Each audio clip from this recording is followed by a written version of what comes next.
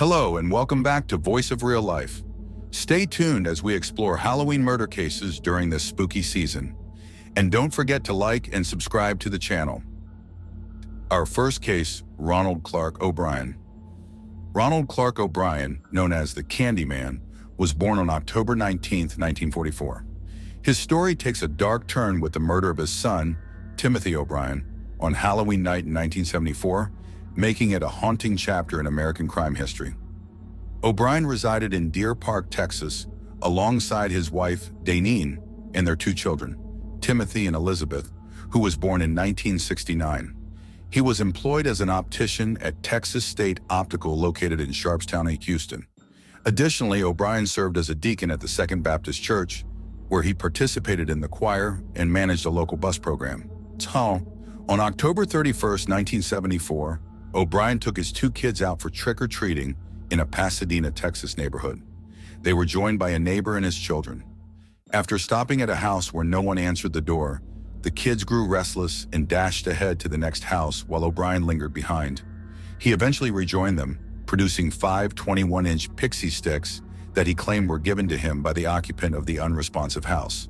By the end of the night, he distributed a Pixy Stix to each of his neighbor's children and one each to his own kids, Timothy and Elizabeth.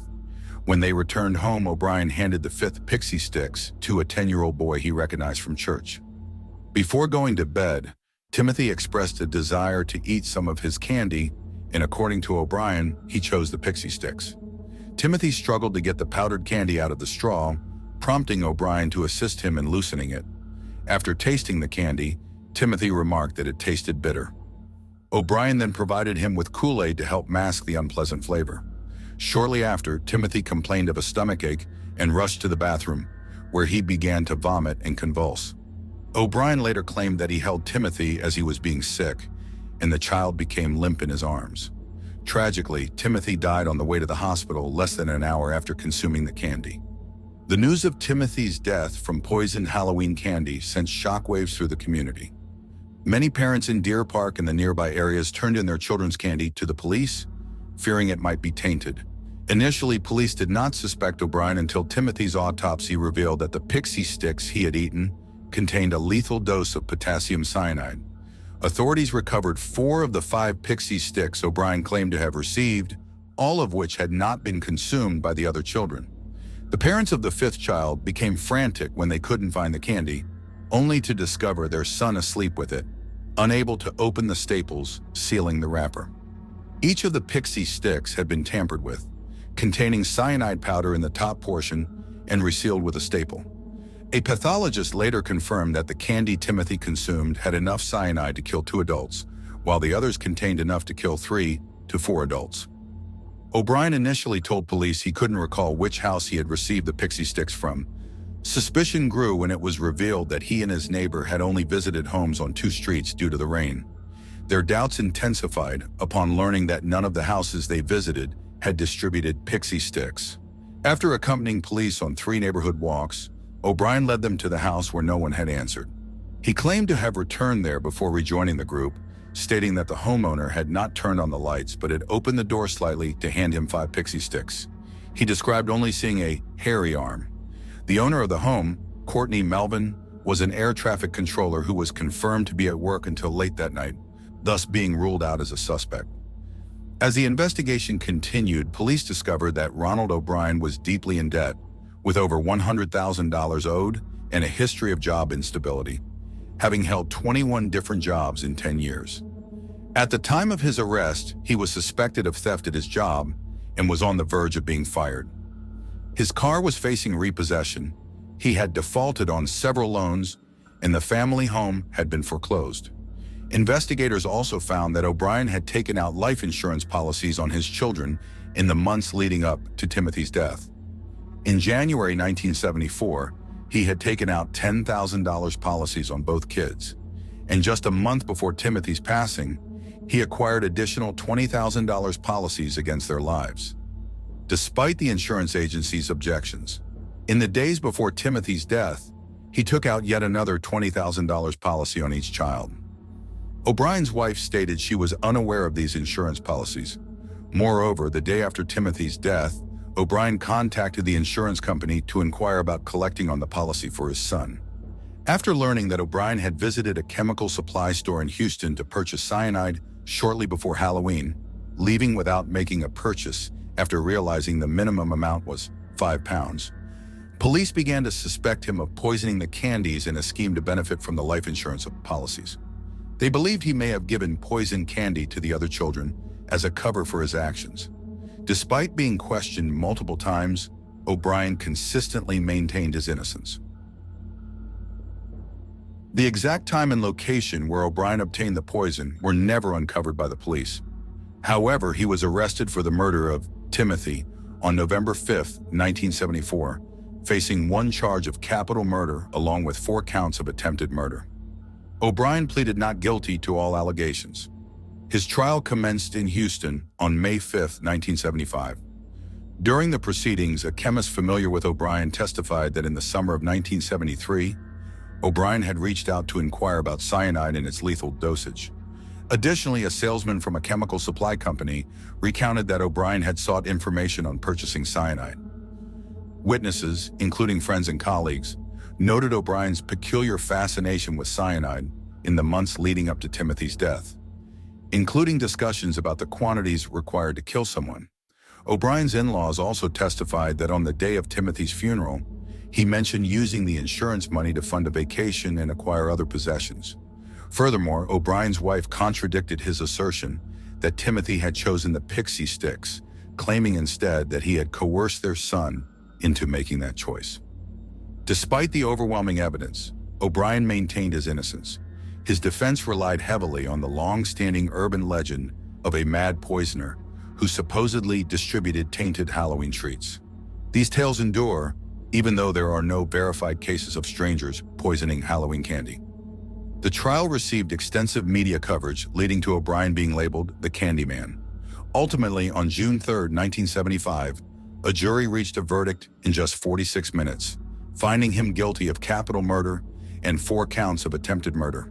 They deliberated for an additional 71 minutes before sentencing him to death by electrocution. Following his conviction, O'Bryan's wife sought a divorce and later remarried. Her new husband adopted their daughter, Elizabeth. At that time, men facing the death penalty in Texas were held at the Ellis 1 unit near Huntsville. Reverend Carol Pickett, a former chaplain for the Texas Department of Criminal Justice, reported that O'Bryan was ostracized and detested by his fellow inmates for murdering his child, leaving him absolutely friendless. The other inmates even requested to organize a demonstration on the day of his execution to voice their animosity toward him.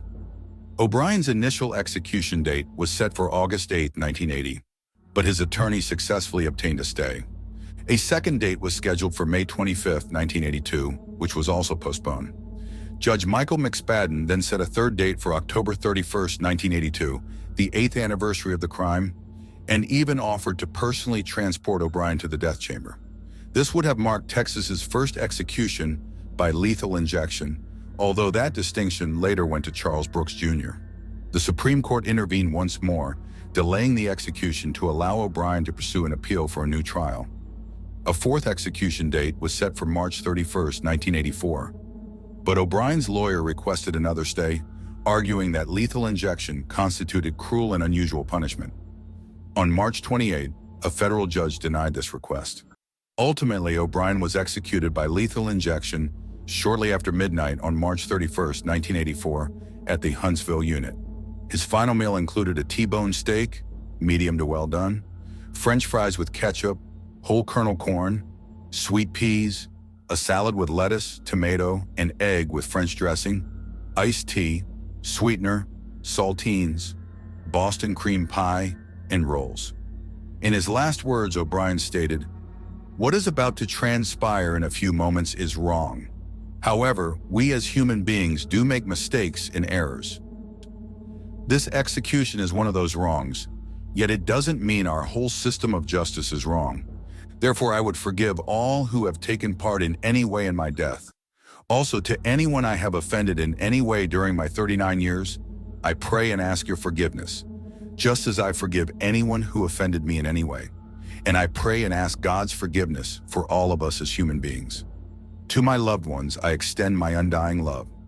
To those close to me, know in your hearts I love you one and all. God bless you all, and may God's best blessings be always yours.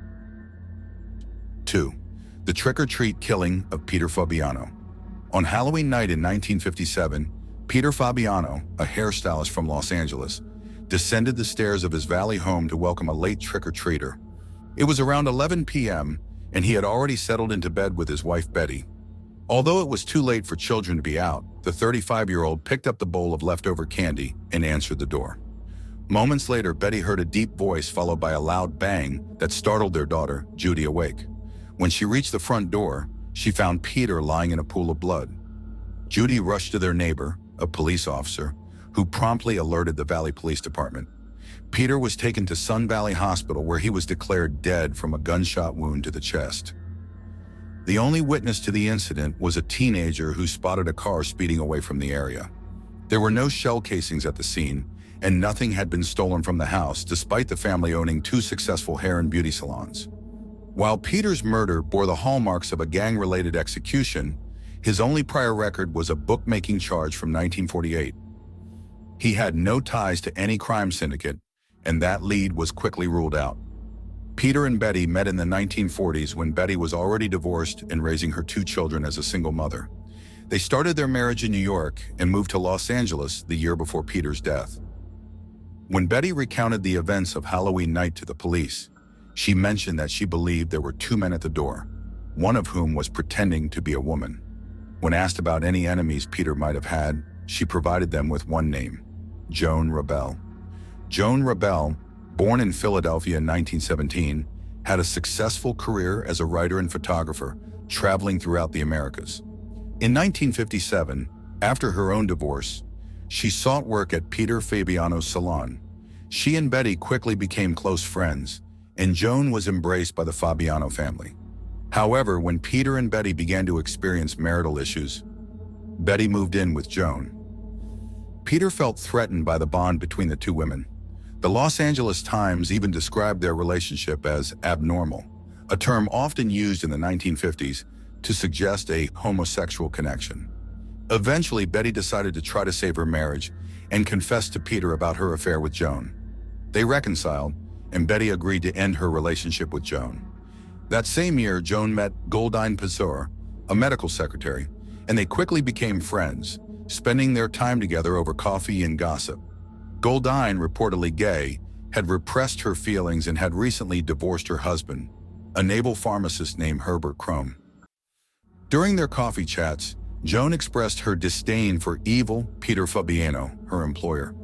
Heartbroken and angered by Betty's decision to return to her husband, Joan sought revenge. She began to seduce Goldine, just as she had with Betty, ultimately convincing Goldine to kill Peter on her behalf. Goldine purchased a .38 Smith & Wesson in Pasadena, claiming it was for personal protection. On Halloween night, she waited in a car borrowed from a friend, watching the Fabiano home until the lights went out. Donning a superhero eye mask, Goldine approached the house and committed the murder. Afterwards, she hid the gun in a storage locker at a Bullock department store in Los Angeles. 2 weeks later, an anonymous tip led detectives to the weapon and, subsequently, to Goldine's door. She was arrested at her Hollywood home, where she told the police, "It's a relief to get it off my mind." Joan was also apprehended, and both women underwent multiple psychiatric evaluations, as the court questioned whether their homosexuality might render them unfit to stand trial. One psychiatrist commented on Goldine Pizor, stating, "Her only thought was that she had saved her friend, Joan Rebel, from an evil person." Both women initially pleaded not guilty, but later changed their pleas. Pizor claimed insanity, asserting that she was easily influenced. Joan remained silent throughout the proceedings, reportedly appearing stony-faced with a constant, unusual smile during the trial. Ultimately, both were charged with second-degree murder and sentenced to 5 years to life in prison. Goldine Pizor was released and continued to live in Los Angeles, passing away in 1998 at the age of 83. There is limited information about Joan Rebel, but it is believed she was released from prison around the same time as Goldine.